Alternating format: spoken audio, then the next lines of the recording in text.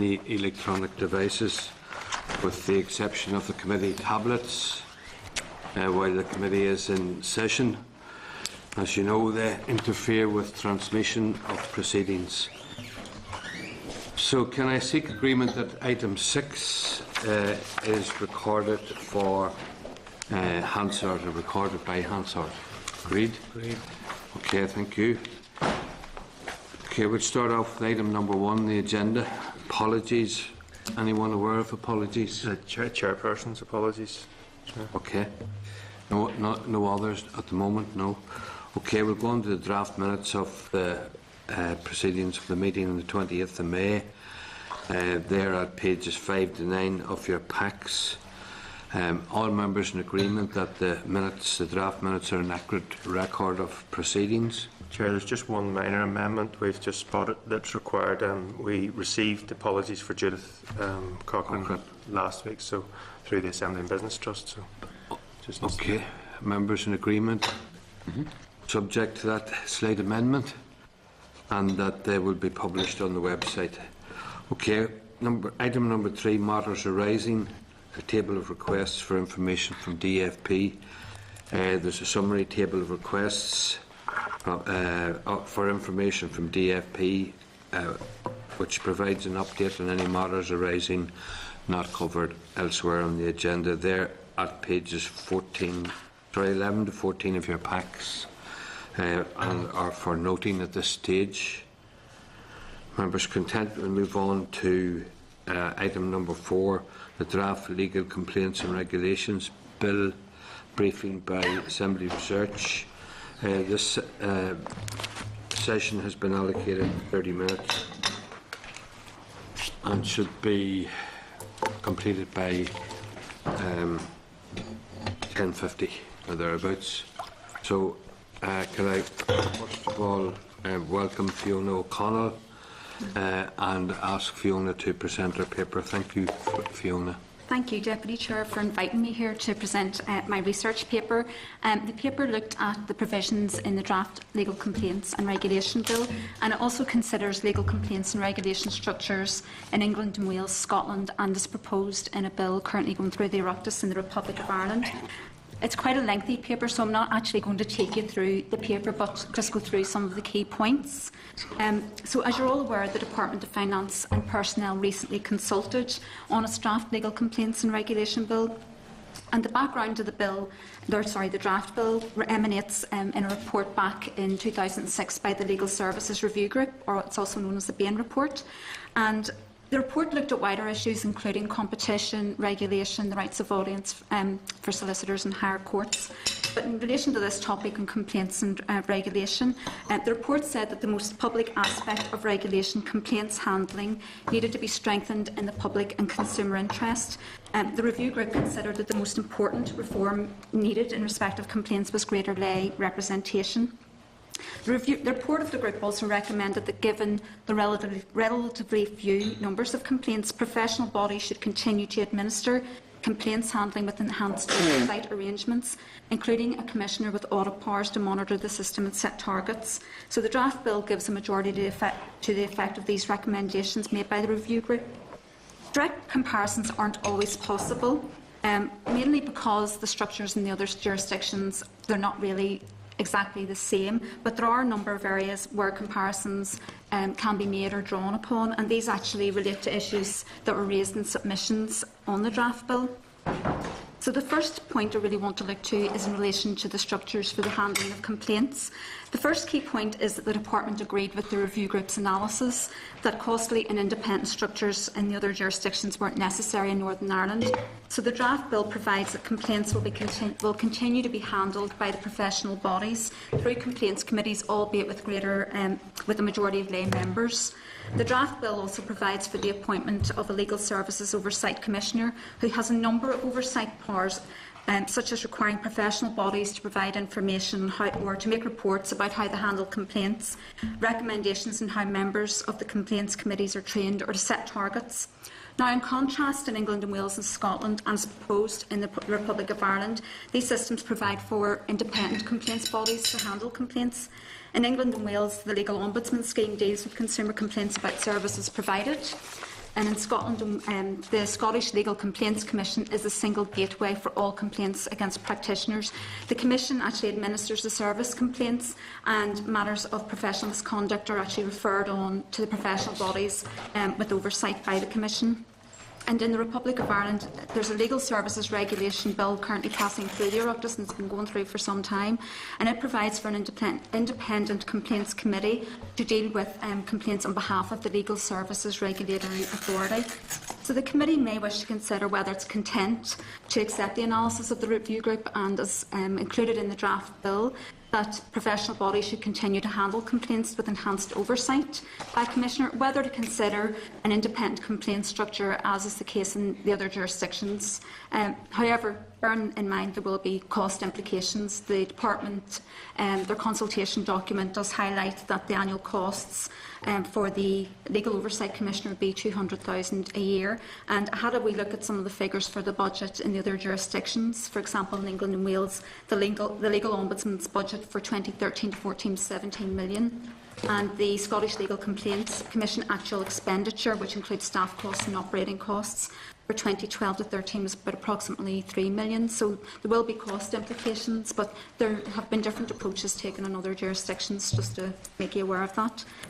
The second point relates to an issue that was highlighted in submissions, and it was actually the preclusion of legal professionals from the post of Legal Services Oversight Commissioner, and issues were raised about that.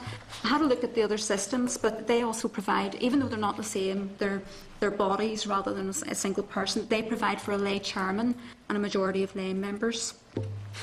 The next point I want to look at is a possible role for the Lord Chief Justice in the appointment of Commissioner.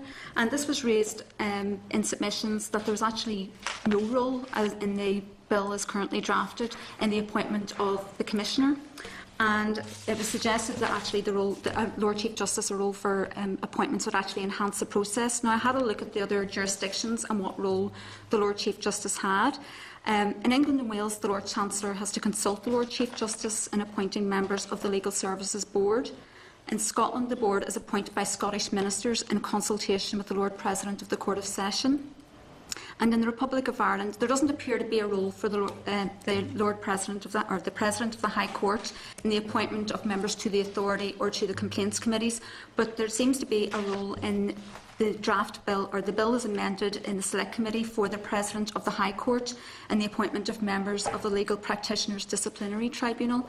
So the committee might want to consider whether the draft bill could be amended to include a role for the Lord Chief Justice in the appointment of the Commissioner, and what kind of a role that could be. For example, would it be a consultative role? I want to move on to the issue of the levy. The draft bill provides that the Department of Finance and Personnel can make regulations for a levy on the professional bodies to fund the office for the Legal Services Oversight Commissioner. And having looked at the other systems, they also provide a levy to be paid by the legal professions to fund their respective complaints and regulatory systems. Now, in England and Wales, the levy is dealt with in rules. The statutory provisions enable the Legal Services Board to make rules in relation to the levy. In Scotland, the primary legislation sets out the principles in relation to the annual general and complaints levy, and also enables the Commission to determine the annual general and complaints levy and consult the professional bodies and their members on the budget for the financial year. And the proposed bill in the Republic of Ireland sets out how the levy is to be apportioned in primary legislation. So two approaches have been used across the jurisdictions.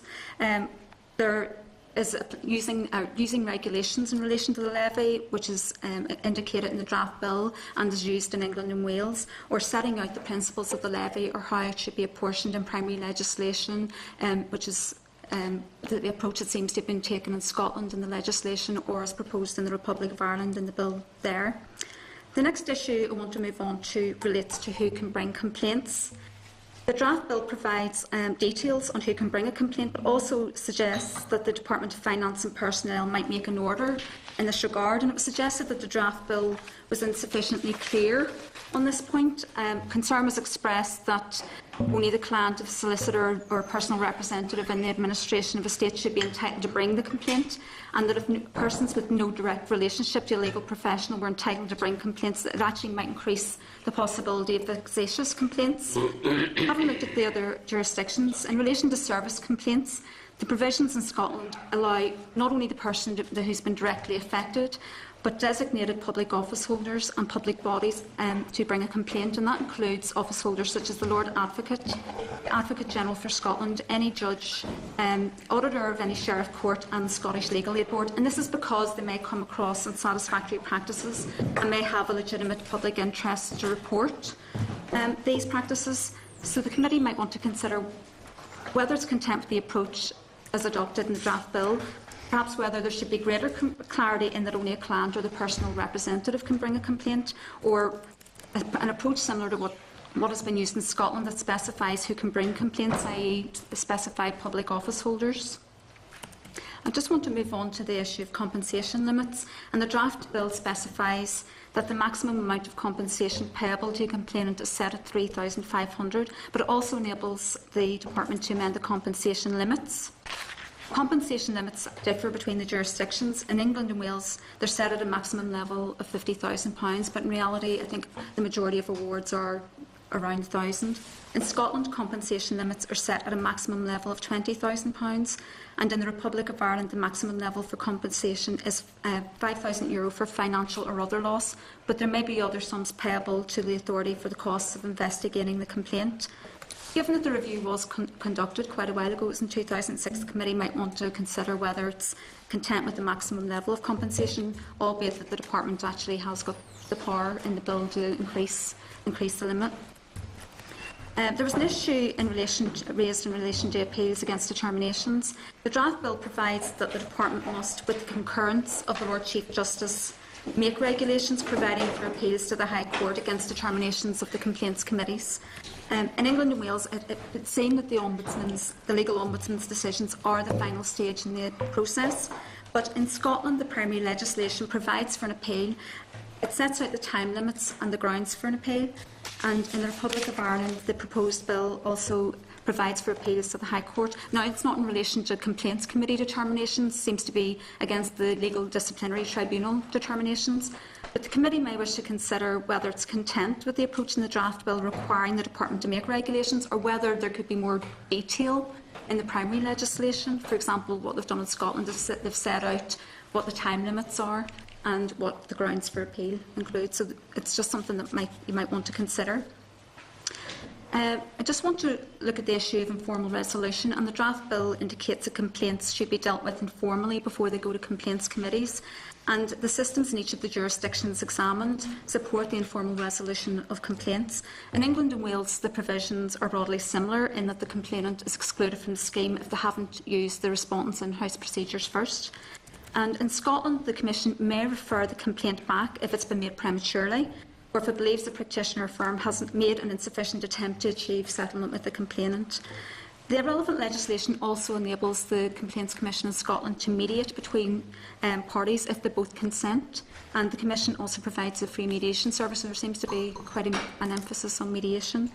Interestingly, the bill in the Republic of Ireland requires the authority to prepare and produce guidelines in relation to the resolution of complaints. So the committee may wish to consider if there's scope in the bill if someone should be required to produce guidance on informal resolution, or perhaps could there be more emphasis on mediation? It might be something that could be given consideration. And finally, I want to look at the issue of research and monitoring of complaints, and I'm aware the questions have been asked about how complaints are captured in Northern Ireland, what research has been undertaken to identify complaints, and the legal professional bodies in Northern Ireland indicated that there were relatively low levels of complaints.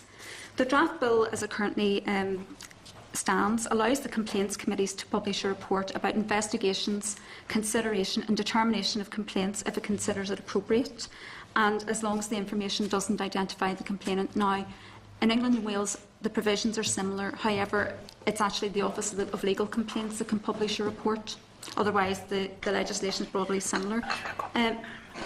It's been interesting, actually, how that's actually been implemented, because the Legal Ombudsman's website in England and Wales provides quite a lot of data on complaints. Now, it seems to be data, I had a look, that has gone to the Ombudsman. It doesn't seem to be first-tier complaints, it seems to be complaints received by the Ombudsman.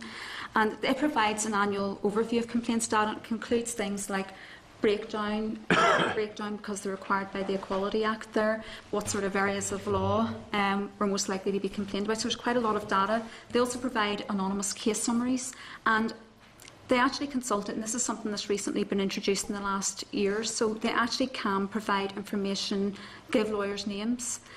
It's only in specified circumstances, and I think they don't include lawyers' names on their website in relation to complaints if they've been dealt with or resolved informally. I think it's just if it's required an ombudsman decision on that. And as I understand it, it's to look to see if there's any patterns or trends emerging, but it's not all. Not all lawyers will be listed if there's a complaint made against them. If they've been resolved informally, they'll not be included. Interestingly, I think Scotland's taken an interesting approach. The legislation requires the Commission to monitor practice and identify trends in relation to how practitioners have dealt with matters that result in service complaints being dealt with by the Commission. And the Commission has actually published a number of reports that they commissioned. One was on an analysis of 5 years since the Commission was set up. So it looks at complaints that they've received and a breakdown of the sorts of complaints. Interestingly, I think one of the widest complaints was poor communication. They also commissioned research, and it was published in 2013, on how legal advocates and solicitors handle complaints. So it seems to be first-tier complaints. Now, that will not include all first-tier complaints. Those research reports were actually based on surveys that were conducted, but I've actually brought along that research, and if the committee are interested, I'd be happy to send the links to the clerk for dissemination, and I can leave hard copies of that information. But I think I'll stop there, and I'm happy to answer any questions. Thanks very much, Fiona. That was very informative and comprehensive. With regard to the informal resolution and the complaints procedures that, for example, solicitors have themselves, we did meet with the Law Society a few months back, and we discussed some of these issues with them. And one of the issues that came out of that was the fact that there was no common approach to complaints across solicitors' practices. The procedures seem to be designed in-house, and in some cases complainants or potential complainants were not aware of how to make a complaint, and in some cases staff within solicitors' office themselves were not aware of what their own complaints procedure was. Is there anything in any of the legislation which seeks to streamline that process and help ensure that potential complainants are aware of the systems that might be available to them? I'm not aware, but it doesn't mean that that doesn't exist, and I'm happy to go away, and that's something that I can look at to see if there's been any streamlining. Do you mean if there's a consistency of approach? Yeah. Complaints, that's something I'd be happy to have a look at. Okay, thanks. The other point I wanted to raise was the level of compensation. It seems that from the figures you gave, £50,000 maximum in England, 20,000 in Scotland, €5,000 in the Republic, and 3,500 here. 3,500 obviously is the lowest figure of all. Is there any view on that? Why is it set so low in comparison to some of the other jurisdictions? Well, I don't know if there's a view on why it's set so low. I haven't seen views, and that's something actually you might want to ask the department when they come up to brief you on the submissions. But as I understand, the 3,500 figure was actually included in the review's recommendations back in 2006. Okay. But it's something actually that you might want to ask the department if any views were expressed on it. I think actually there was something raised in some of the submissions to yourself, whether it should be revisited given that the review recommended that figure, and then others did think it was proportionate. But that actually might be something for the department if that's something that has come out strongly in their bill. But in looking at, I know England and Wales have a very high maximum level of compensation, but I think in reality the awards are quite low. Yeah, you said during the course of your presentation there around £1,000 is the general level of compensation. Okay. Mitchell? Yeah, actually, you picked the two topics that I would like to explore as well. On the informal arbitration or resolution process, which I think is an appropriate initial response. Is there any way of monitoring, just how fair and transparent that is? Because I would imagine that in terms of the complainant or the client, it's a bit of an unequal kind of conversation between, say, legal professionals and someone who came to them in the first instance for assistance. I haven't seen any research that indicated how fair and transparent it is, but I saw in the Scottish Legal Complaints Commission annual report how they'd actually suggest it was quite an effective approach, because when people took up the offer of mediation, 75% of those were resolved informally, so I can suggest that it was quite an effective approach, but I haven't seen anything that would indicate if there have been any views on how fair, transparent it is. But again, that's something we can... Well, I suppose this is what I'm getting at, is that the statistics might indicate that it's effective in that 75% are resolved, but I wonder, are both partners equally satisfied? And that's really what I'm getting at. No, both participants, not partners, participants, equally satisfied. And I think that should be. I think that should be something that we would be satisfied about. I do approve of it. I think it's an appropriate initial step, but it has to be fair as well as effective.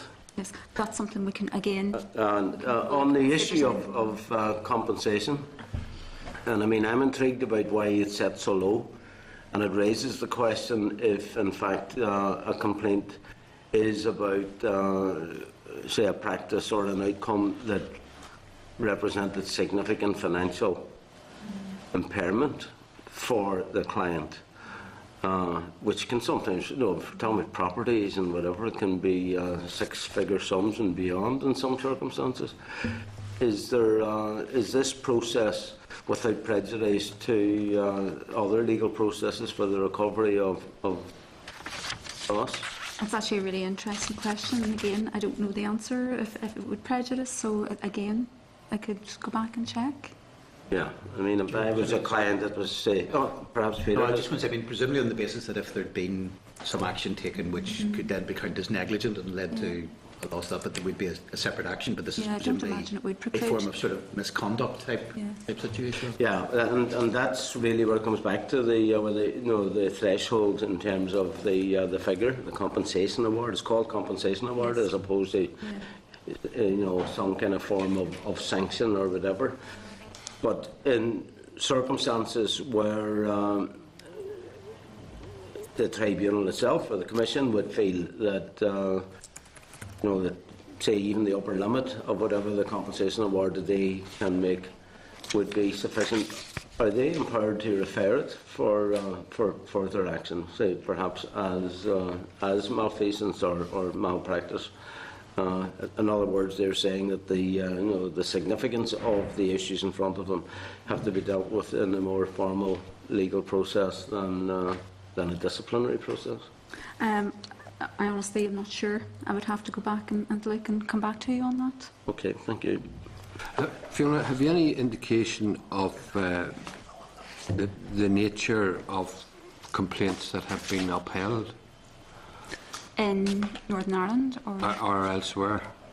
Well, there's quite a lot of data on that now. I don't have that detail with me, and I didn't provide an awful lot of detail on the research in the paper because it was quite lengthy, and I didn't want to focus just on the data, but I have some facts and figures here from Scotland if you want me to go through some of the key points here, but to see if there's anything, but again I can come back to you and provide a separate briefing on that. If you come back to us, that's fine. Just on the point about the apparent low figure that can be awarded compensation, a complaint about overcharging. For example, legal fees have the tendency to be quite high at times, and it would seem that a figure of 3,000 in many cases may not cover complaints about overcharging. Well, I'm just looking at, just thinking about the research that was done in Scotland and their analysis. Their most complained about area was actually more about poor communication rather than overcharging. But Right. Okay. I'm not sure. It's just a comment anyway. Yeah. Thank you. Can I ask anyone who might wish, any committee member who might wish to declare an interest, perhaps to do so at this stage? Chair, I don't know whether this covers me now. I am a member, a non-practising member of the bar, but in terms of my status as such that I cannot practice as a result of the fees that I pay on it, so I have no pecuniary interest in that regard in relation to this. Okay, that's fine. Thank you. Nobody ever complains about you. Sorry? No. Any further questions? Get a slap. Well, if there are no further questions, I just want to thank Fiona for her presentation today, and you will forward us any additional information requested. Yes, that's Thank fine. you very and much, I'm Fiona. happy to leave these research reports as well Thank you. for the committee. Thanks. Thank you. Well done. We'll move on to item number 5, Draft Legal Complaints Regulation Bill correspondence relating to the Bar of Northern Ireland. Various items of correspondence which arise from the anonymous letter of complaint against the Bar, which purported to be from a group of barristers. That's pages 70 to 85 of the packs. And I'll ask the clerk to speak to this briefly. Okay, Chair. Chair, just to refresh members on the correspondence, the original correspondence and also subsequent correspondence that has been received. So the original letter was is at page 79 of the pack, and just a caution for members to treat that maybe as restricted to the committee, because although it's anonymous and it doesn't name individuals, it might be possible to actually identify individuals from parts of the letter. So perhaps just as a precaution to treat that as restricted to the committee as before. So the committee previously considered the letter and agreed to write to the Bar Council to ask for further information in terms of the policies and procedures that the Council has in place to prevent such circumstances arising, and also what independent processes exist for the investigation of such complaints. These complaints are more concerned with internal conduct and behaviour, as opposed to complaints about services to clients, which the forthcoming bill deals with, although there is an indirect, or there seems to be an indirect connection to the bill. I'll come to that in a moment. That's referred to in the DFP response. So the committee wrote to the Bar on that basis, and also to the department for its view. There was a holding response from the chairperson of the Bar Council received first, and then the more substantive response is at page 72 of the pack, and that's from the newly appointed chief executive to the Bar Council.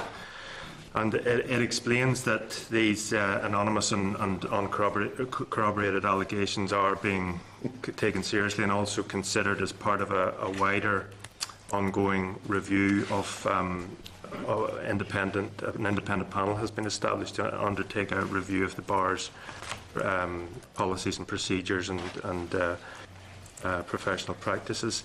The correspondence goes on to outline the existing arrangements that are in place. There's a professional code of conduct in place, and also there's a link in the correspondence to that. There's also a professional conduct committee that polices the code of conduct, is responsible for regulating compliance with the code, and that comprises 14 members, including 2 lay members, and is chaired by a non-Bar Council member. Then the correspondence goes on to explain the ongoing and recently commenced external review and the areas that will cover. A small panel has been established comprising 2 layperson representatives from the Professional Conduct Committee, and also it was headed up by the Deputy Assembly Ombudsman. The terms of reference for the inquiry are set out in the bullet points there. And also it indicates that there will be, the Bar Council is immediately establishing a whistleblowing policy, and has taken advice on that also. So that's really the gist of the response from the Bar Council at this stage. The department then also responded, and that's at page 71 of the pack.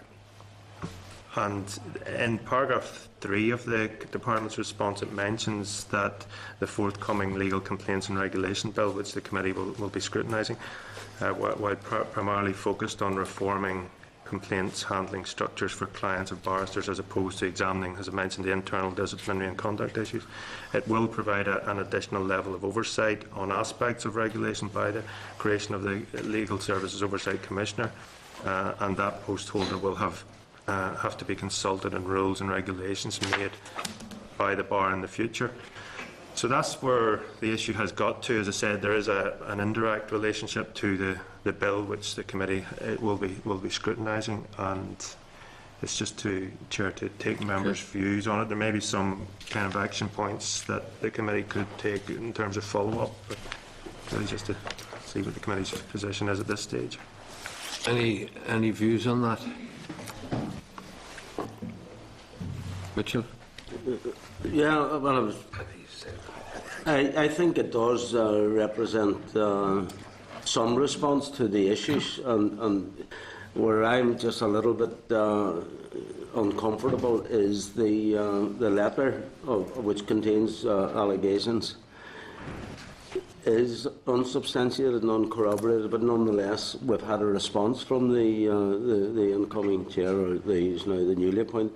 So I think it might be a case where we just have to wait to see whether in fact that turns out to be an issue that throws a bit of more light on a process that quite clearly needs to be reformed and modernised. Okay. Any other comments? Are members happy that we write to the DFP to seek clarification on the relevance of the issue to the forthcoming legal complaints bill, including how the new commissioner might have an oversight role in this area? Members agree?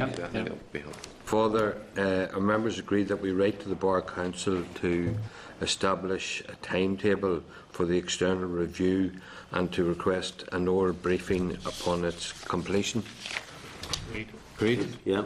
And thirdly, in the meantime, to commission research comparing arrangements in other jurisdictions for dealing with such internal conduct and disciplinary issues within the bar, including the level of oversight and independence which applies. Members agreed? Agreed. Yeah, thank you. In that case, we'll move on to item number 6, the draft legal complaints and regulation bill, for a briefing from the Lay Observer for Northern Ireland. This session has been allocated 45 minutes and should be completed by around 11:25, 11:30. Can I remind members this session has been recorded by Hansard, therefore all electronic devices, with the exception of the committee tablets, must be switched off completely, as they may interfere with the transmission recording of proceedings. I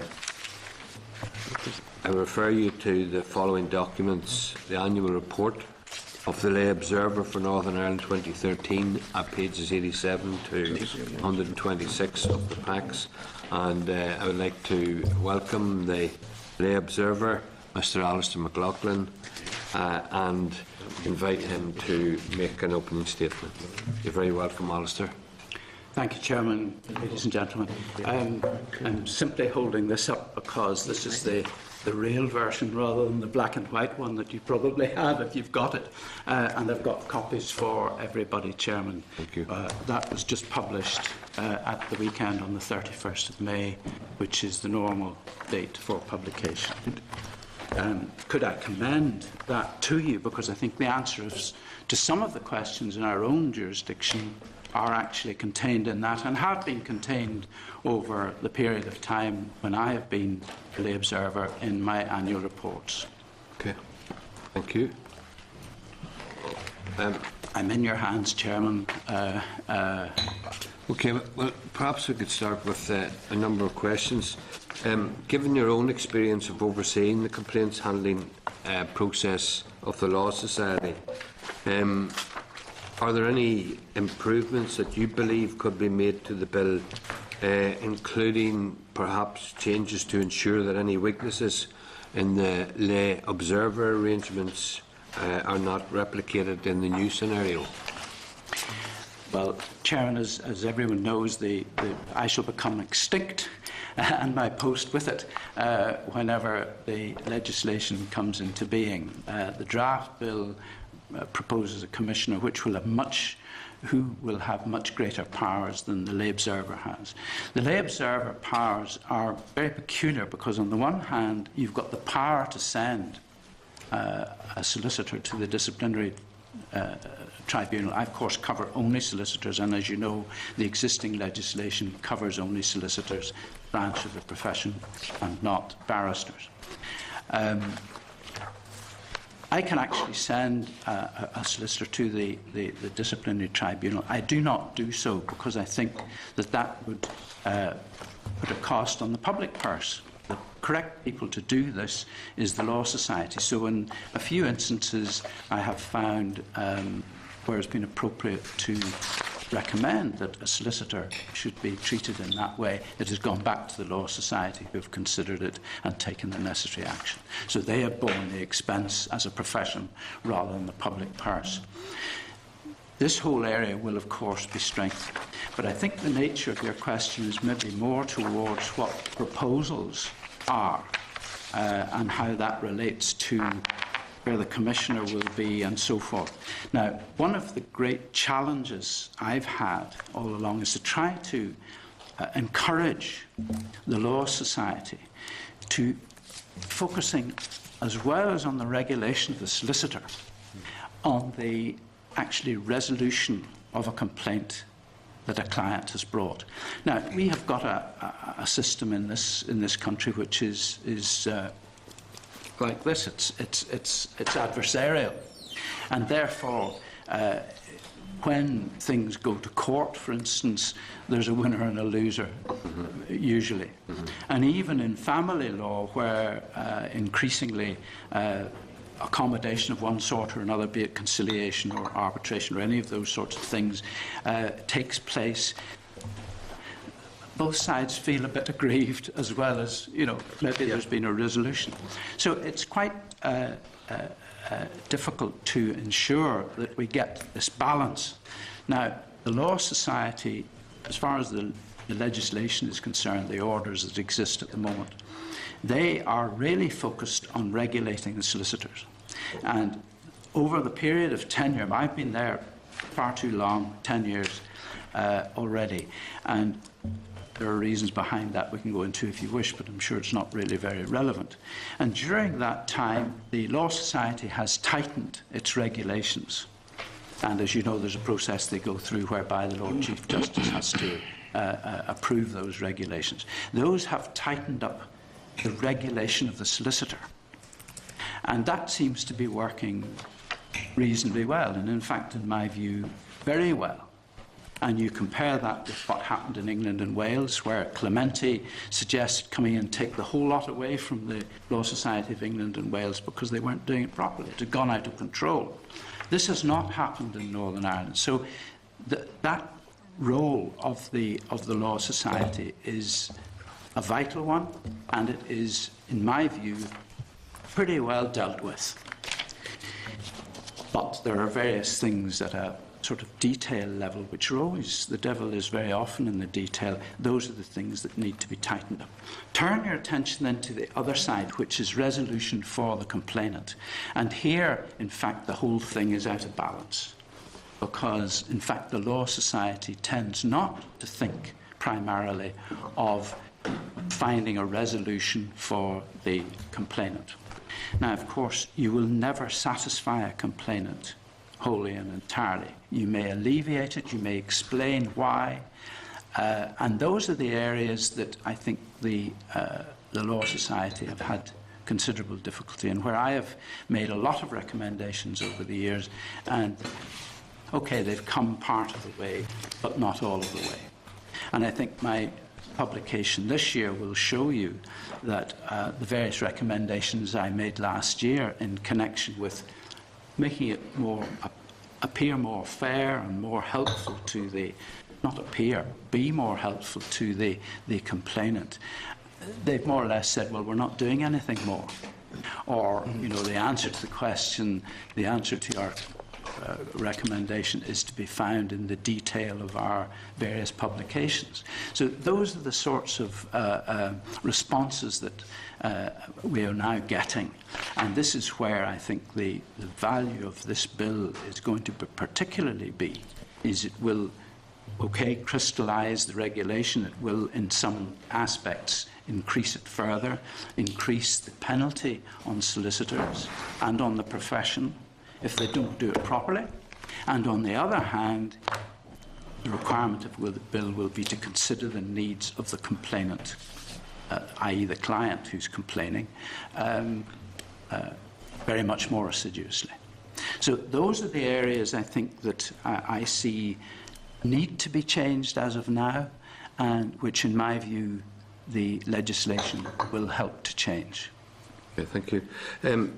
You said that the Law Society doesn't focus on the satisfaction of the complainant, and quite often refers to some detail in their procedures and so on and so forth. Does that indicate a defensive attitude on behalf of the Law Society?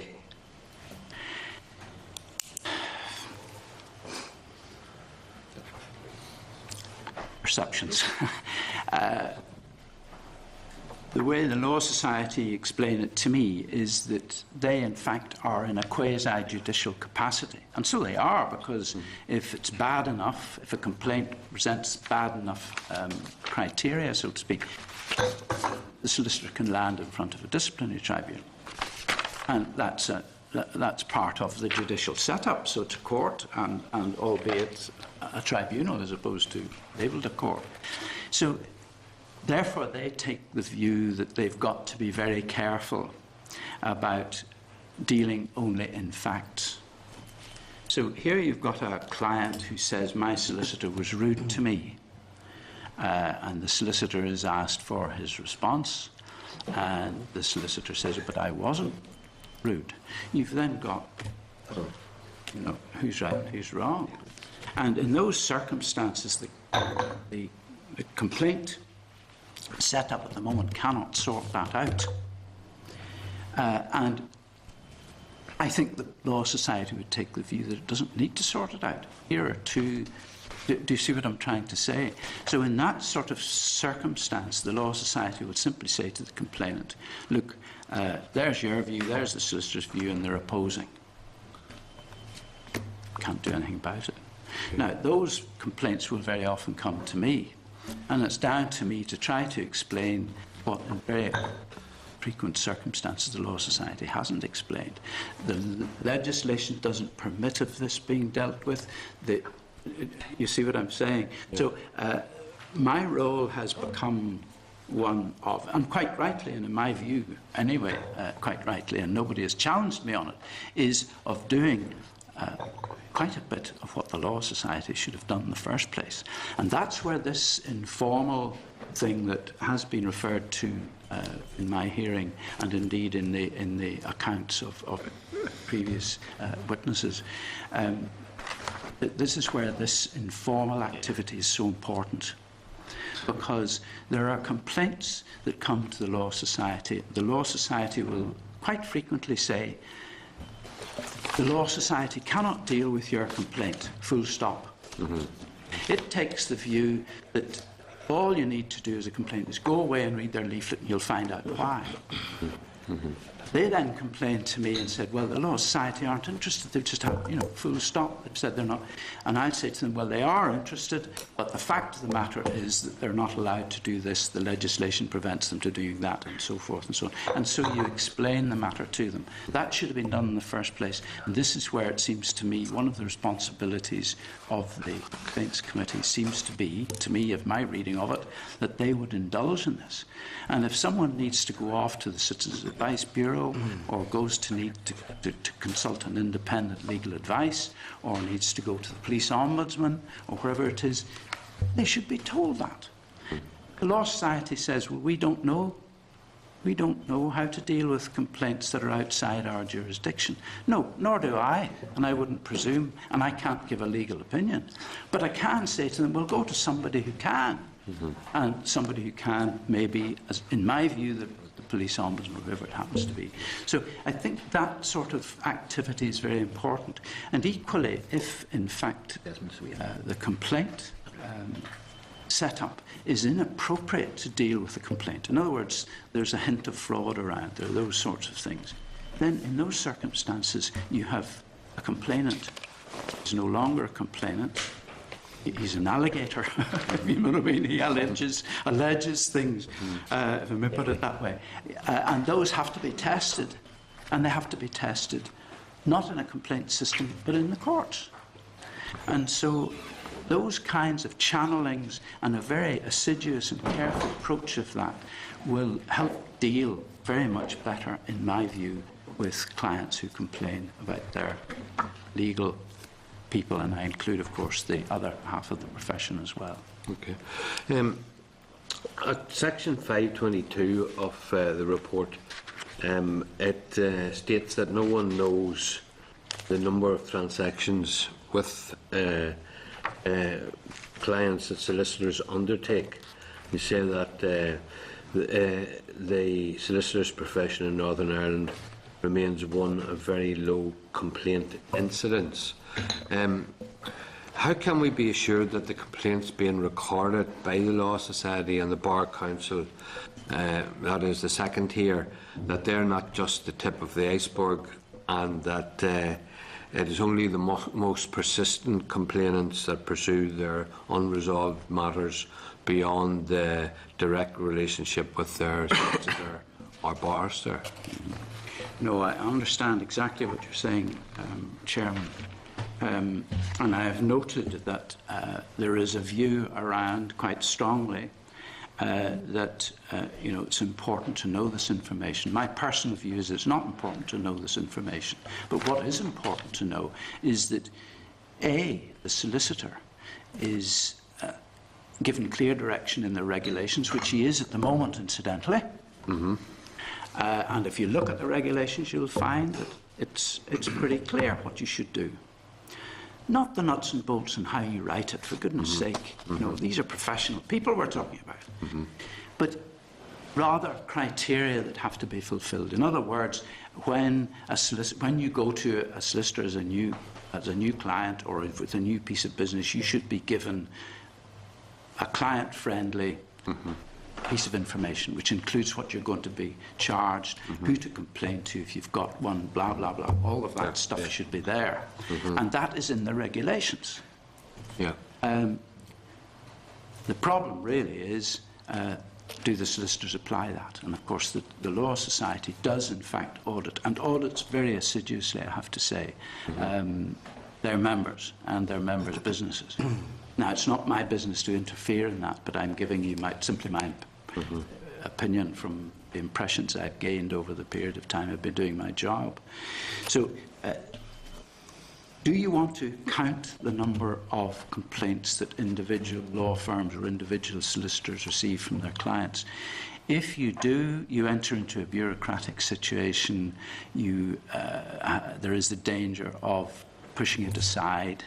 And this is a concern, I know, of the Scottish Legal Services Commission at the moment, that some of the bureaucratic nature of the complaint system is such as to drive the thing away. In other words, what I'm saying is compensation. You can pay it off, pay them 500 quid and tell them to go away. because they're not going to get much more if they go through the system. That would be a most retrograde step, and it could well be the result of trying to get that kind of information on a bureaucratic basis. But having said that, that's only my view, and there may be good reasons for doing it from a governmental angle. I don't know. And I know that the Law Society said it's something that they need to look at in their evidence to you. I just have no idea how many come in at that level, but I think it's very important that the Law Society knows whether their professional members are following the regulations that are set down for them. Is there an onus on solicitors at the moment to inform the Law Society of any unresolved complaints? I don't know the answer to that. I don't think there is. Okay. But, I mean, it is quite clear that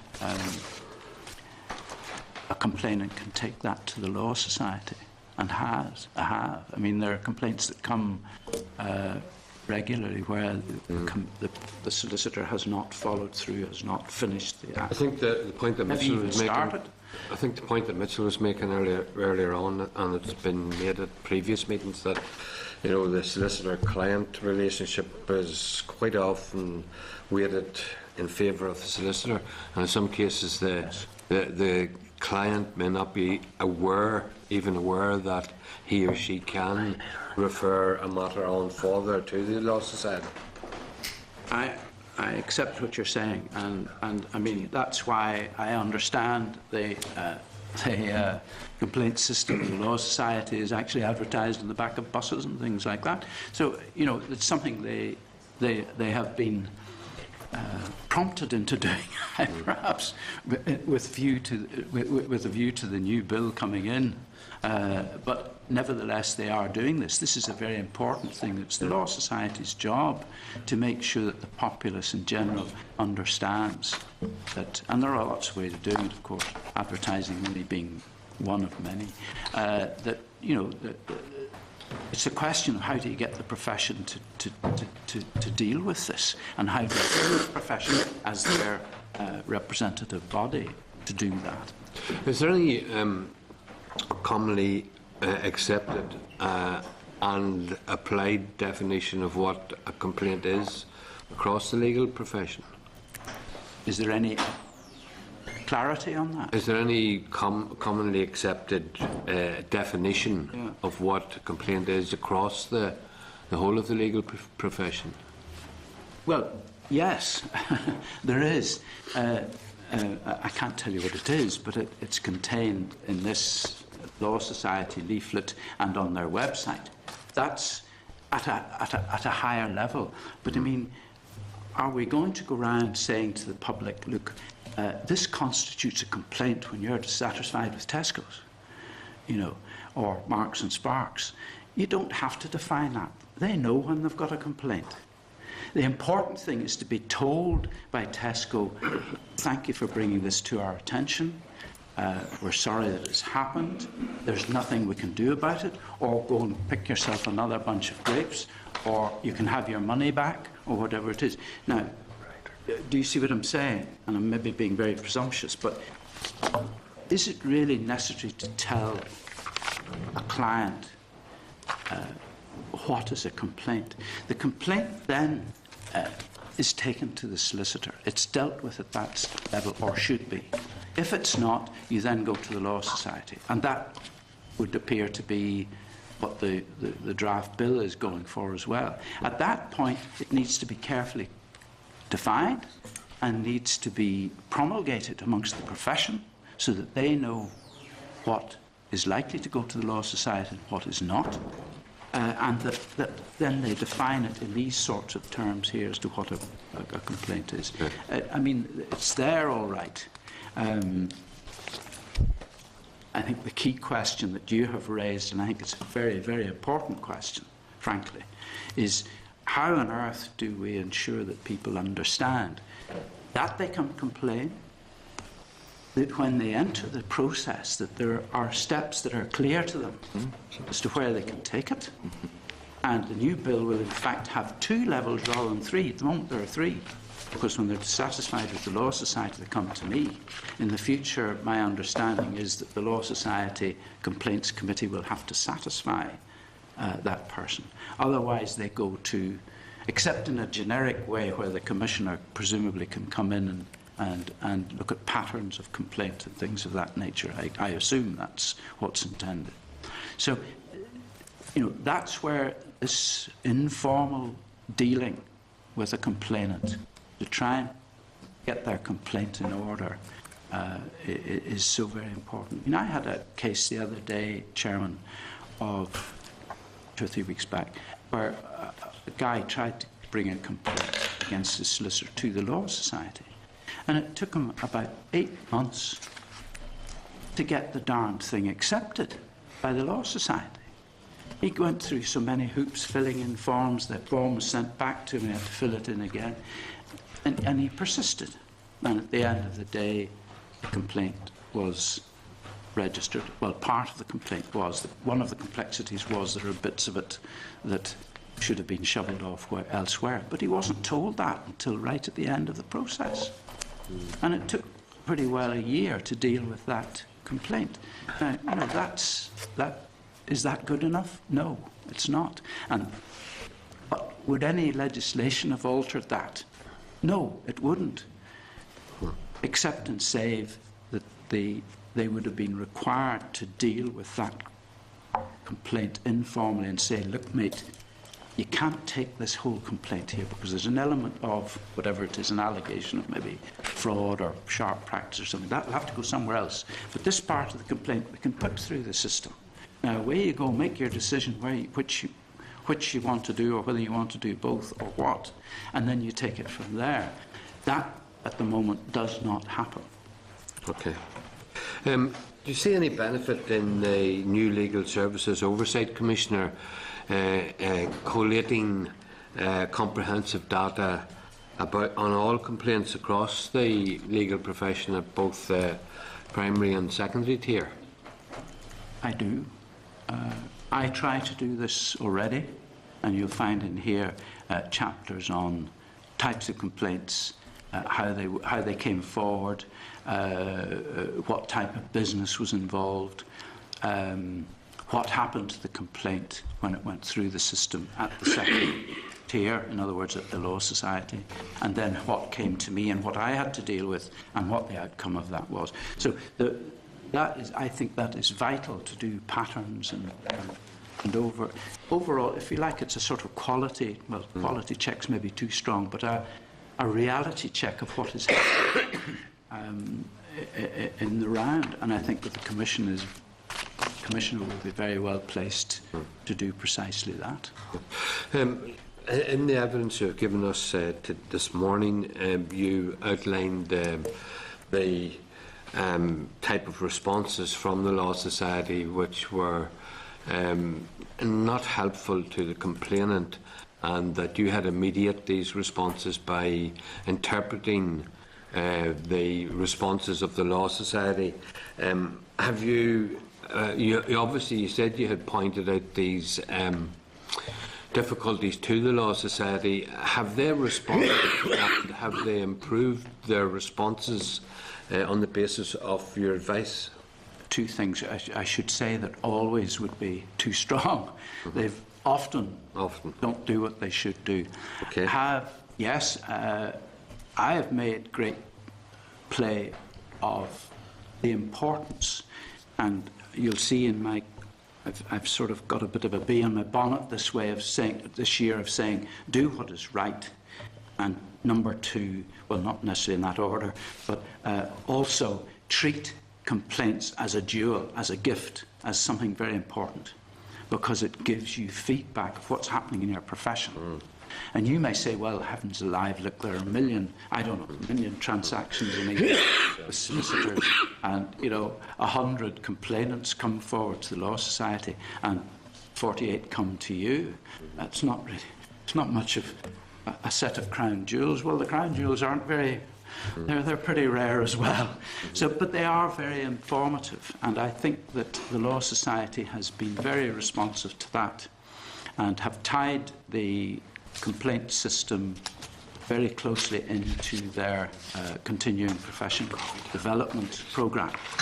And a number of seminars have been run in which I've been privileged to take part, which have been very, very well attended. And these have been, well, they've been on complaints processes, they've been on inheritance, which for one of the years produced a huge number of complaints for some odd reason. They don't reason the reason for it. That doesn't matter. You do something about it. Initially, when I came in, conveyancing was the commonest background to a complaint. And, again, the Law Society ran seminars on that right round the country and how to deal with it and so forth. And they were very well attended.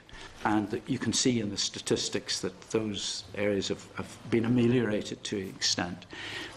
Solicitor-to-solicitor complaints, which is one of the things that the bill seeks to outlaw, I have expressed grave disapproval of inter-solicitor, complaints one to the other, simply to manage their affairs. It's different if you do it on behalf of a client where there's you can't get a particular document out of the system.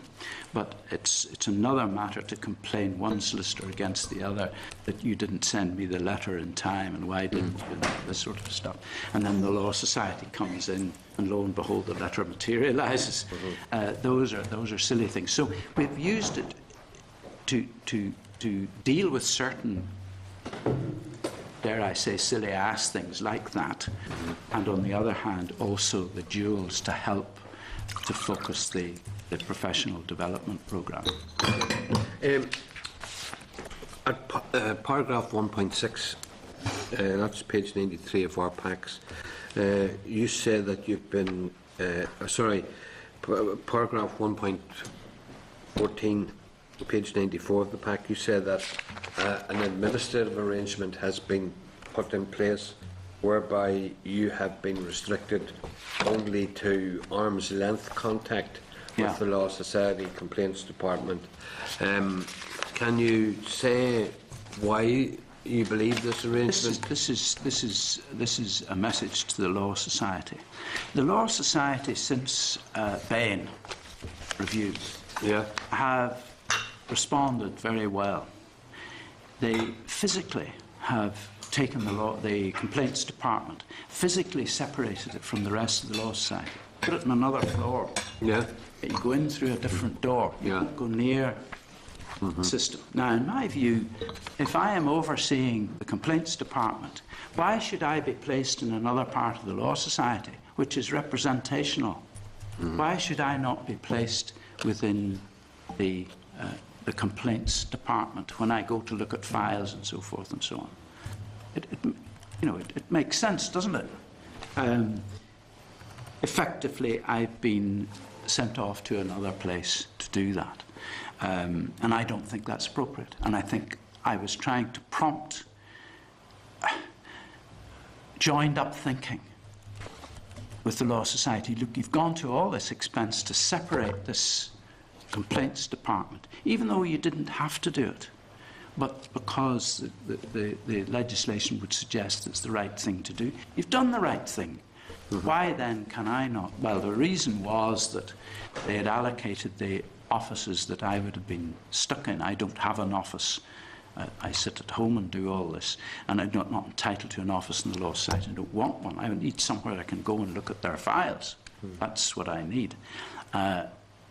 It used to be I didn't mind where they did it, but if now they're going to, as they have done, do the right thing and separate the complaints physically from the rest of the organisation, then I should have to go. I should be able to go there. This is not a message to the public, that particular one. It is a message to the Law Society. I understand, yes. At paragraph 1.10 in the report, you say that there's a danger or that the Law Society can be seen as a sort of champion of the solicitors. I suppose there's many people in the general public who would share that perception. How can this risk be mitigated in the absence of a fully independent complaints handling system? going forward? Well, it's like getting any other major concept across. It's not easy. I take the view, Chairman, that it is right and proper that a great profession should be responsible in the first instance for its own regulation. I think we're crazy to take it away, and I think the disadvantages that are being shown in Scotland for taking it away from the Law Society there, which I've discussed with them and have discussed with the department, is really not very clever, because it means that no longer are the solicitors concerning themselves with the processes of dealing with the complaints. So I'm coming from that angle, and that angle may be mistaken from the legislator's point of view. If you come at it, and I may be allowed to come at it from my angle, and it looks like the way the bill is going to go, then the Law Society are going to have to get up off their hind legs and make this clear to the public, make it clear to their solicitors, and make it clear to everybody else that it is a separate, freestanding operation.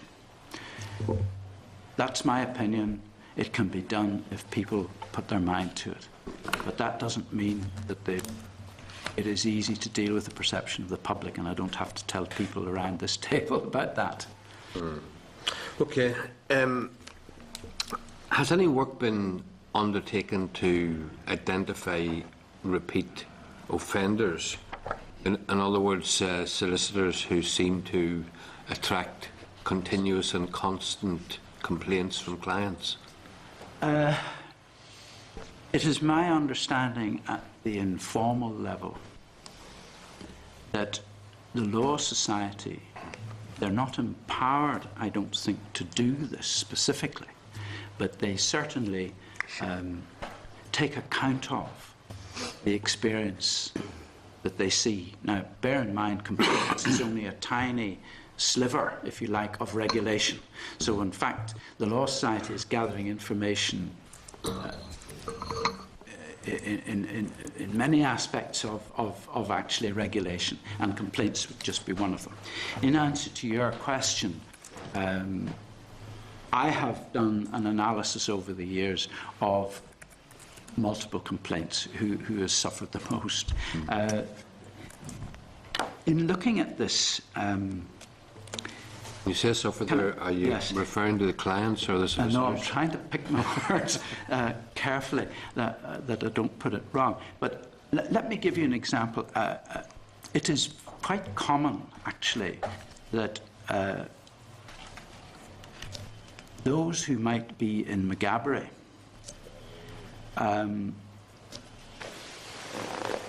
there are people there who are very good lawyers, in inverted commas. They have a lot of time in their hands to think about things and so forth. They have a propensity to sack their legal teams if things don't go right or easily. I get quite a number of I'm not going to put a figure in this because I can't. I just haven't put my head around it because I don't think it's the right thing to do. But there are a number of complaints come in from that quarter. And very often it's those solicitors who deal with that kind of case who find themselves in the position of giving legal advice which has not gone the way that the client concerned has liked. And these are always very tricky and complex cases, you know, as you would understand. So those solicitor firms who, I'm using only that as an example, Mr. Chairman, to a degree it's hypothetical, but I think you'll see that in those circumstances, those solicitors who handle those kinds of cases can attract complaints. Equally, those who deal with well, family law has become more difficult now because, for the reasons I was saying earlier, that getting that in the adversarial system and you get some mediation going on, and, you know, the pot that he thought was his has now been divided in two. He's only got half, and she thinks that she should have got more than half and has only got half. Nobody's satisfied. And you see, you get complaints that might have those circumstances behind it, and which can lead to finding other reasons of delay. I think probably the point of my question was that, can you, from the frequency of complaints against a practice, be informed about the possibility of malpractice? Oh yes. In theory, I ought never to receive those. The Law Society should have picked that up long since, and it shouldn't take a complaint from some unfortunate client to bring that to bring it to the Lay Observer. Yeah. Is what I'm trying to say. That should have been picked up with the Law Society, and I would have to say, invariably, is it's when it doesn't happen, when the complaints don't come out, that's when it's very worrying. How do you find someone who has gone wrong and has been very clever at covering up whatever it is? But I do know that whenever, in my opinion anyway, whenever someone is caught, they're taken to the cleaners with a vengeance. Okay, thank you. Paul? Take exception to the last comment, taking the cleaners with vengeance. Sometimes we've got a letter in here which doesn't necessarily bear that out. They seem to be treated slightly different to other people. £3 million fraud, and they don't end up even, well, we'll not go anywhere on that one, but it's in there, it's recorded. But somebody else that was guilty of maybe £50 might end up in jail, but somebody who does a £3 million... Well, I haven't had the benefit of that letter, Mr. Gare. Okay, but no, I don't necessarily hold the same views of respect, because having had some experience of lawyers and having been in court many times over issues, you find that there might not necessarily be any point in complaining, because it is a cartel. Whether you're talking about the Law Society or you're talking about individual solicitors, it is a cartel. Sometimes you have to go out of this country before you get justice in some of these matters, but that's beside the point. I find that you said that the link between self-regulation.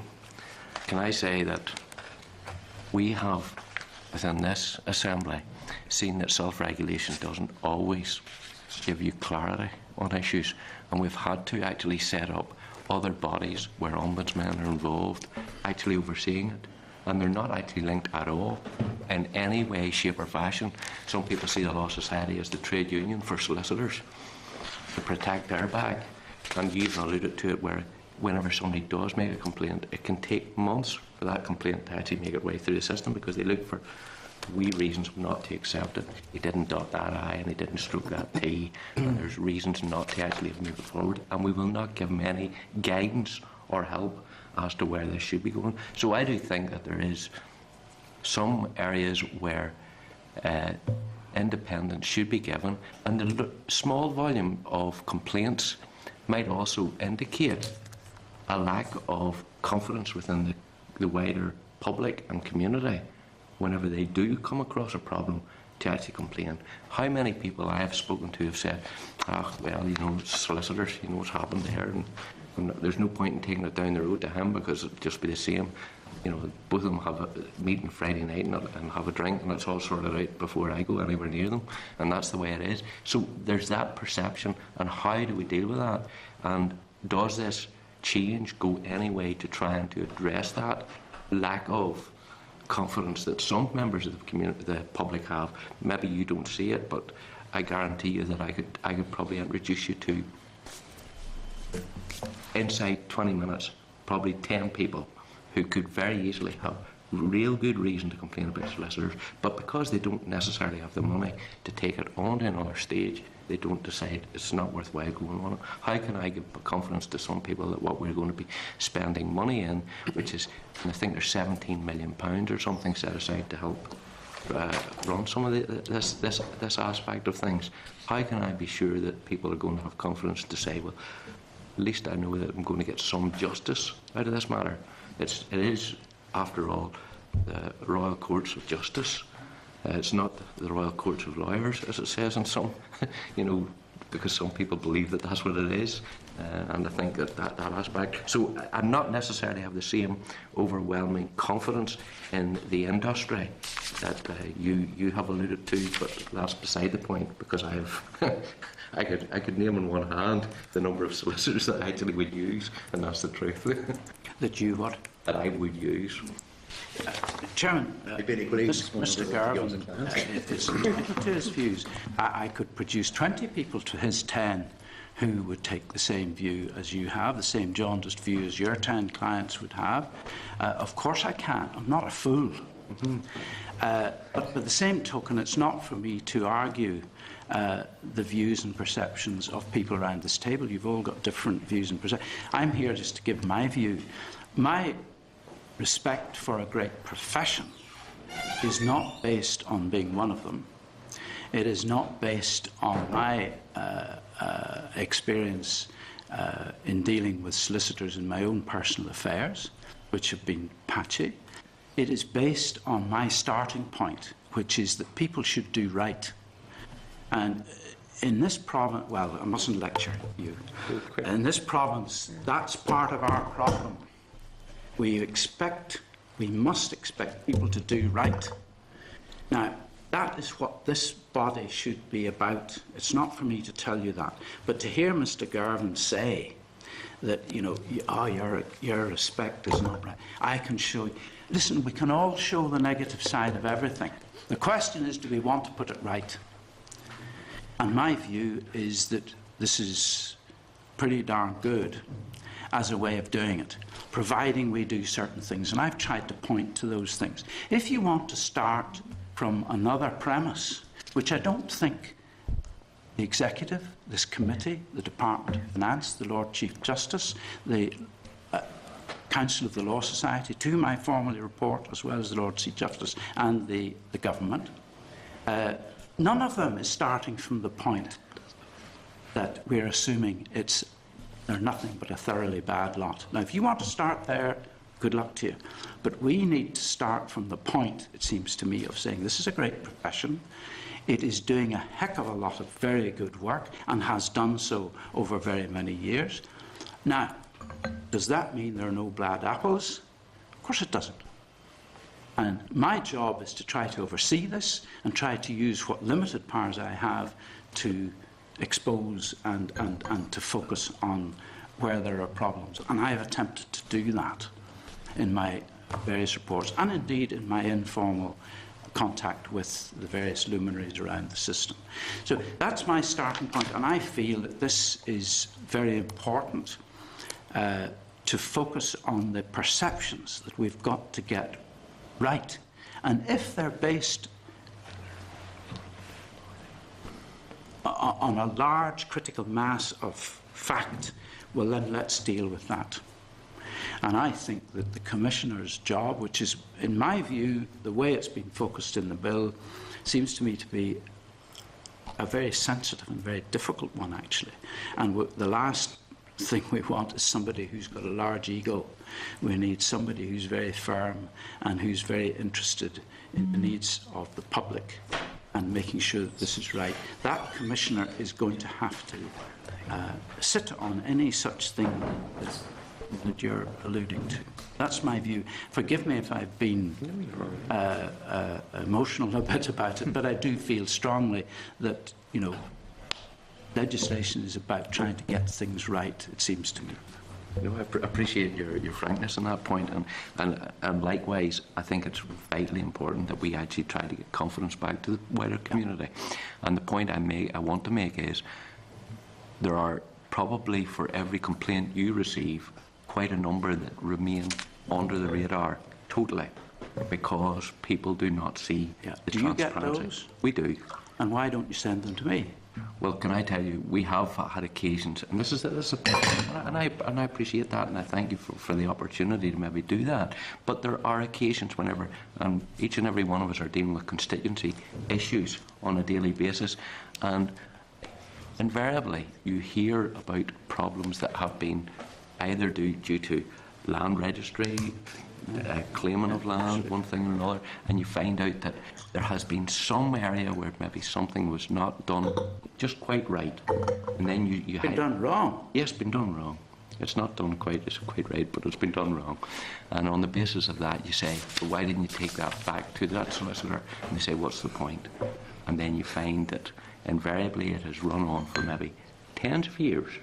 It has festered, become a bigger issue, and as a consequence, these things tend to... Chairman, I would ask all MLAs to be aware that there is nothing to stop them coming to me. Maybe nothing I can do about it, but I can embarrass and I can inform and I can try to channel where that person might go to get some satisfaction.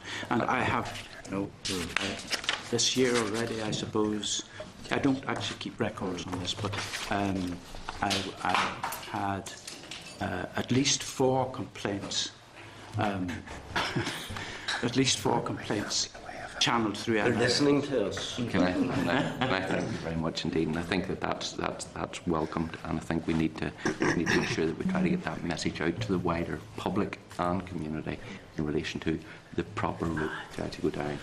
Hey, can I ask you, considering the conversations and exchanges we've had here this morning, do you think it would be a useful way of strengthening the bill if there were a legal requirement on solicitors and barristers to report any complaints made to them and the outcome of those complaints?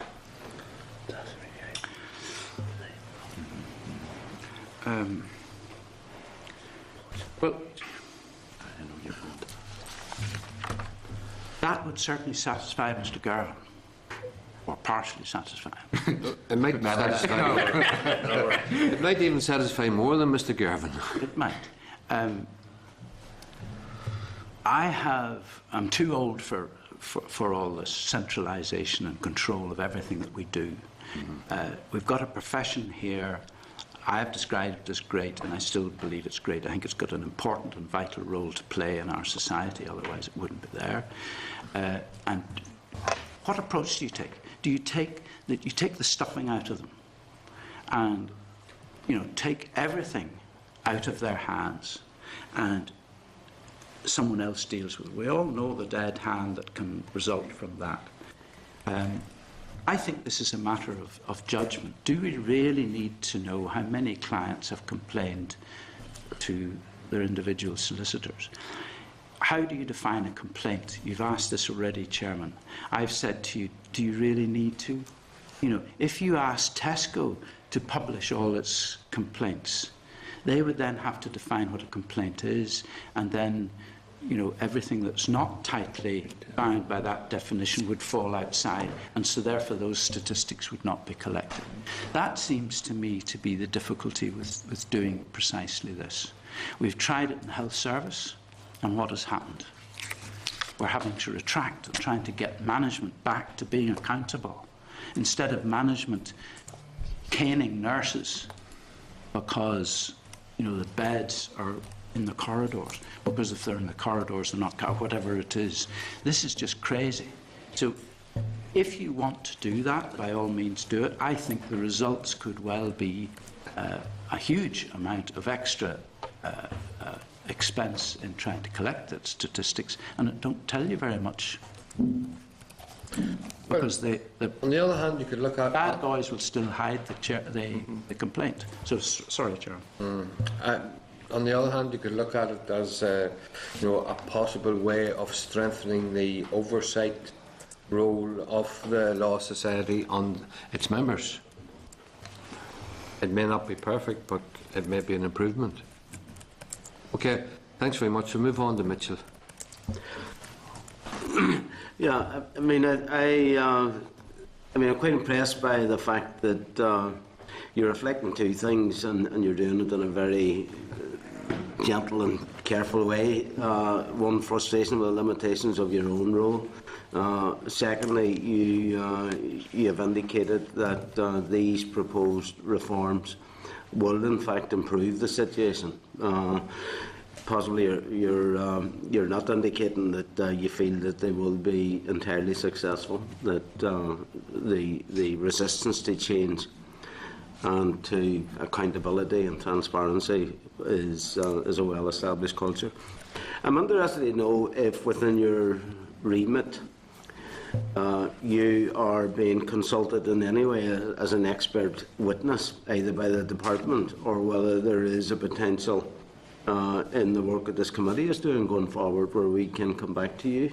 And are you permitted within your remit to assist the committee? I've always taken the view, Mr. Chairman, McLaughlin, that if, in fact, I'm not specifically forbidden to do something, no reason why I can't do it, as long as it's for the law and sensible. You can ask for forgiveness then afterwards. Yes, exactly. I have done, in fact, on behalf, well, not really quite. It was done within the context of my work anyway, because I'm involved with people who do the same sorts of jobs throughout these islands, in fact, through the Ombudsman Association. I have done a bit of a study of, pardon me, what has happened in the last few years in the changes that have taken place in the other jurisdictions. And there's a lot of very interesting stuff. I've summarised some of it in my report this year. I'm probably losing track of the questions, for which I apologise, but I'm getting into. No, that's precisely the basis of it, and it seems to me that the committee, somewhat like the complainants in the current kind of arrangements, can, it's a kind of a power relationship from the very beginning, and clearly. The role and function that you performed has been of very, very significant importance to some of those individuals, but not in itself, in my view, given the necessary resources and powers and the example of lack of access and lack of accommodation. This screams that it's time to sort that out once and for all. But I think going forward as a committee, and I do think that we are somewhat in the position of being lay people here as well and relying on advice. And we'll get advice clearly from the profession and the different tiers of the profession as well, including the Bar Council. Indeed, we've met some of those people. But there's some work for the committee to do going forward as well to try and influence the design and the structure and the accountability mechanisms and what are effective responses to circumstances where there are justified complaints that require redress. And Paul, I think, has given you some indication of the background of complaints that elected representatives make. So I think that there might be a point, Mr. Chair, where there might be a point in the committee considering having further discussions with Mr. McLaughlin if he's available, in terms of his, you've got vast experience of dealing with this over a considerable period of time, and you also have an oversight of the measures that have been adopted in other jurisdictions, which would seem to me to be in advance of what we're proposing to do here. So maybe we should get it right from the start instead of playing catch-up all the time. Thank you. Thanks, Mitchell, and thank you very much, Mr. McLaughlin. If there are no other questions, we'll bring this session to a conclusion. It's been very useful to have your experience and your views, and we will ask you to come back again when the bill comes before the committee, if you agree to that. Of course, Chairman. Thank you very much. And thank you for having me. It's been a privilege. Thank you. Okay, members, we move on to item number 7, the Civil Law Reform Division briefing from the EFP.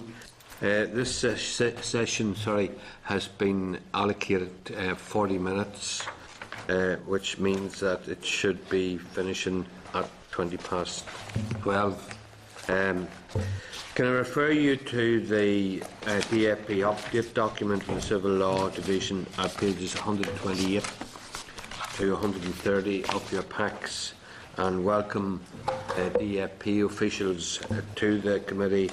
Mr. Oswin Paulin, Head of Legal Services at DFP, and Ms. Laura McPolin, Departmental Solicitor's Office, Civil Law Reform Division at DFP. Good morning to you both. And morning. Can I ask one or other of you, or both, at separate times, of course, to make an opening statement? Well, we weren't going to make an opening statement, Okay. Chairman, subject to your wishes. We were just going to rely on the note that that has been sent. That's fine. Departmental Assembly liaison. Okay. Thank you. Well, can I start off by asking you some factual questions? What is the current staff complement in the Civil Law Division, and what's the overall annual budget? Civil law reform forms part of the Departmental Solicitor's Office. We have essentially full-time on that work. We have 2 members of staff, and it also takes up quite a bit of my time, and also the Deputy Head of Legal Services. Also, some of his time is devoted to it. We do not separate out a budget for it because it forms part of another part of the office. The total budget for the Departmental Solicitor's Office, that covers all our functions, including advisory work, civil law reform, and we also have responsibility for certain aspects of the complaints system against solicitors, which you've just been hearing evidence, and of course there is the legal regulation bill, which is currently being consulted on which we are to come back to you towards the end of this month. So we have the advisory and civil law reform and the responsibility for solicitors, regulation of the solicitor's profession. We then have litigation, and we have commercial and property work. So we have a range of functions, and as I say, the budget overall for the office is about 7 million, but civil law reform, as far as staffing is concerned, is a small part of the office, and it is, we're fairly hard pressed in that area in terms of staffing, looking for additional staff to help us cover. It's quite a heavy burden of work. Are you saying that you're understaffed in that division? Yes. Okay. And how many further members of staff do you estimate? Well, at present we're looking for 1 further member of staff. Will that be sufficient to deal with the workload?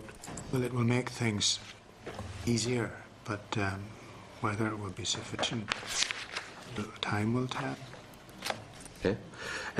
In your paper, that's page 129 in the packs, you mentioned 4 main areas of work: land law reform, multi-unit developments, apartments, defamation and parental responsibility, contact with children post-separation. Aside from those 4, are there any other projects that fall under your division? Well, I wouldn't describe them as projects, but there's a constant stream of work coming in from all sorts of different sources. Can you give us some indication what the nature of that work would be generally? I can give you examples. For instance, it's a little time ago, I think it was last summer, we had the work leading up to the legislative consent motion in relation to the marriage same-sex couples bill. So that's quite a significant piece of work that has been done. It wasn't, I don't think you would describe it as a project, but it was work that was initiated by proposals in relation to that issue in Westminster, which had implications and touched on the responsibility of the devolved administration. We've mentioned contract. We've been up to the before about the European contract law, and that is something that comes and goes. But there are a whole range of things like that. You said earlier on that you considered that the division was understaffed and that there was provision for the recruitment of further member of staff, and that you were convinced that that member of staff, that further member of staff, will bring you up to the complement which may be needed. What has been the effect of not having sufficient staff on your work from the beginning of this mandate, say? I think I was saying is time will tell how to what extent that an additional member of staff reduces the burdens on the existing staff. The first thing I want to say is, you know, and I don't want to personalise this, but we have, you know, have someone in charge of the office, Laura, who puts a huge amount of work into all this area, and my view is that the stresses that there are have not in any way affected the outcomes of, or the ability to get through. Work has been done, it has just been very hard to get it all done. Okay, so would I be right in saying that you can meet the deadlines, but there's a huge amount of pressure involved in doing that? Yes. Okay. Thank you. What's the... Mr. Chair, before Sorry, we break, yes, can I Laura. also just say, just in terms of deadlines, it's also important to understand that a proportion of our work, it belongs to us, but there are necessarily linkages with other departments, and therefore the ability to move things along is also determined by the speed at which other departments are moving, so that there's another consideration. Okay. Thank you, Laura. What is the indicative time frame for the work, say, on land law and other legislation that's planned? Well, as far as the land law bill is concerned,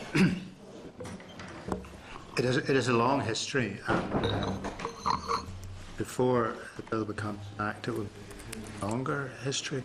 The position is that when the Law Commission reported, there was a draft bill with the report. We discussed the draft bill with Legislative Council, and Legislative Council was of the view that a radical redraft, in fact, really more or less starting from scratch, was going to be necessary. So we provided instructions to Legislative Council, and the process for producing a bill is ongoing. I think we've indicated that we don't think a bill will be in a form by the end of this mandate to be put before the Assembly. In other words, it's unrealistic to expect a bill, a redrafted bill or a new bill on land law to be available to give the Assembly sufficient time to give it the consideration it needs during this mandate. So this mandate, as I understand it, is due to end in 2016, and we're talking about a bill going through subsequent Assembly. Yes. Is it a 5-year period? So it would be 2016 to 2021, and we would hope that we will get a bill for the Assembly. I'll be blind by then. So it's something for members to look forward to in the next meeting. Okay. And how long has that process been ongoing for, the work on that land law bill? Well, the Law Commission was established in 2007, and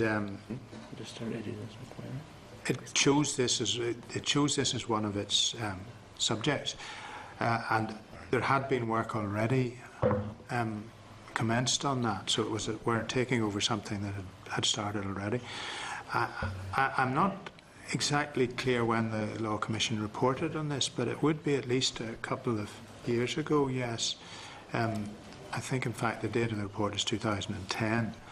And at that point, then, discussions opened with Legislative Council. So it's been going on. In a sense, the report has been with the department since 2010. Okay. In terms of the work on defamation the Commission is undertaking, given the opportunity for us to learn from reforms that have already taken place, say, in other jurisdictions, when do you consider this work will be concluded, that is, the work on defamation? Well, that's very much in the hands of the Law Commission. The Law Commission, I think, are going out to consultation in the autumn. So when their work will be complete, it will then come to, they will publish their report. It will then come to the department. It's not going to be like land law. Land law is a hugely complex area. I don't think defamation law has its own difficulties, but it's nothing like as complicated as land law. So I can't give you an estimate until I see what they propose, and even at that stage, the issues will need to be considered, and as you know, there's a great deal of political interest in defamation law. Of course. So that adds to the unpredictability of the whole process of legislation. What you're really interested in is when will a bill be before the Assembly, and I'm afraid I can give you very little guidance on that, but that's on the assumption that they do propose legislation. Can you sort of clarify the difference between the work that the Law Commission undertakes and the law that you the work that you do? Well, the Law Commission is an independent body, so it's tasked to it first of all proposes a number of projects that it will take forward. Those are then either agreed or modified after consultation with ministers, and they operate independently on those projects.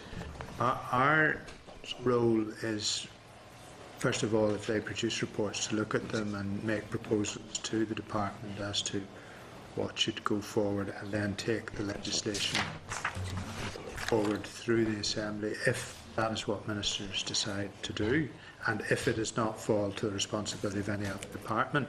For instance, I think they have a project about health workers, health professionals.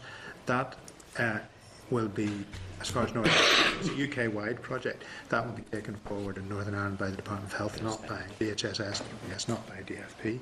So it would depend on what the area is. So you've got our relationship with the Law Commission and reports. We also have to do various things that come to us from other directions. And I think an interesting example of that is the damages asbestos-related conditions bill, which really essentially came as a result of correspondence and a campaign by people who are suffering from pleural plaques. Yes. And that fell within our responsibility. It was for us then to develop the policy and start from scratch on that. Then we have things which, for example, the legislative consent motion. I've given you an example of that in relation to same-sex marriages.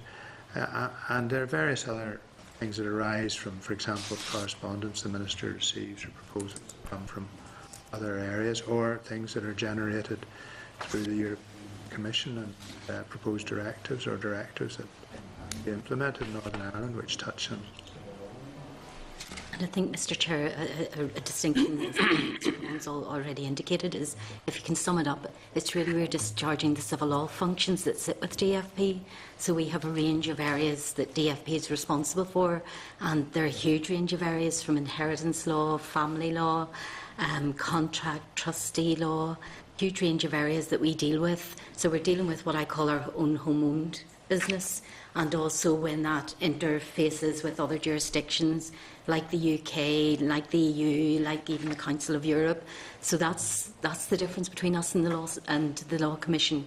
The Law Commission has a specific role in terms of the general law of Northern Ireland, and as Mr. Pullins indicated, can produce its own programme of review and can also take referrals, as it has done in relation to defamation. But we discharge the functions or oversee the functions, DFP civil law functions and responsibilities, and that's where we take forward our own work, our own internal initiatives, but also deal with all of the external business that comes DFP's way on the civil side. Okay. Can I ask you, just when you mentioned the civil law function, what aspects of the civil law fall within your division, and what aspects have been transferred to the Department of Justice? Well, I think sort of the way I would look at it is that we have the bits that nobody else has, really, essentially. And But you're going to say you have the bits nobody else wants. But anyway. I wouldn't quite put it that way. But DOJ's responsibilities are for the courts in this area, but they do not have overall responsibility for civil law. That's ours. Okay. Right. Any other members have questions? No. Okay. Thank you very much, Oswin and Laura, and no doubt we'll meet you again in the future. Thank you. Thank you. Okay, members, we'll move on to item number 8 on the agenda, which is correspondence, and I'll ask the clerk to speak to the relevant items. There's just 2 items I'll draw members' attention to, and if there's any other comments on the other items, members will raise those. First is page 132 of the pack. The OFM DFM committee's writing out to the other statutory committees regarding the evidence it's received, or a briefing it's received from the Northern Ireland Human Rights Commission regarding proposed budget cuts, amounting to over 11% against the background of a 25% cut in the last 4 years. So it's really just to take members' views on, because the Commission has provided briefings and support previously to the committee in various aspects of its scrutiny, whether the committee wishes to respond to the OFM DFM committee in terms of future services provided by the Commission in that regard, bearing in mind that the Northern Ireland office has responsibility for the Commission's budget, so it's an area that's outside the direct remit of the Assembly, and it's maybe something also the Northern Ireland Affairs Committee at Westminster might have an interest in as well, Chair. Refer to them. Any comments on that? I think the big point is that it is an NIO sort of sponsored organisation. I don't know whether they've fulfilled all their obvious sort of overtures there or not. Well, should we not at least respond in those terms as to where the responsibility lies, and perhaps write to the select committee? Should we write back to the OFM DFM committee and suggest that they contact the Northern Ireland Select Committee? Yeah, that's more appropriate. Yeah. Okay. Yep. Thanks, Shane. The other item then, Chair, draw members' attention to is a ETI committee invitation to energy efficiency workshop stakeholder event on the 10th of June. So it's just if members are intending to go along to that, if they could just indicate to the Secretariat staff. Okay. That's all the correspondence, Chair. Thank you. Just on correspondence, the reference to the European Investment Bank. Yes. I had a wee query just in relation to that paragraph. Let me just identify it. It's an Annex A. I think it's 4 or 5 paragraph where they kind of set out the limitations on departments, executive departments accessing European investment funding. And I think that at the very least we should satisfy ourselves that that has been robustly tested. It's a wee bit, if we refer back to the earlier kind of session, it's a wee bit like a power relationship, like we might think, would we possibly do this, and then Treasury... What page is that on in the pack, Mitchell? Page 141, Chair. I beg your pardon, it's 141, and I think it might be the 5th, as previously stated by the Minister, and as detailed in your approach. Blah, blah, blah. Yeah. Okay? Yeah. And I just want to be satisfied that that has been robustly analysed and tested. Because it seems to me that if we have, CSR settlements, they guide our budgeting process, if we have Barnett allocations, and we abide by those kind of formal processes, then and we are prepared to engage in self-financing of drawing in, additional funding to, stimulate the economy and to meet some of our structural or infrastructural deficits. that we should be able to do that. What's your question? That's my question.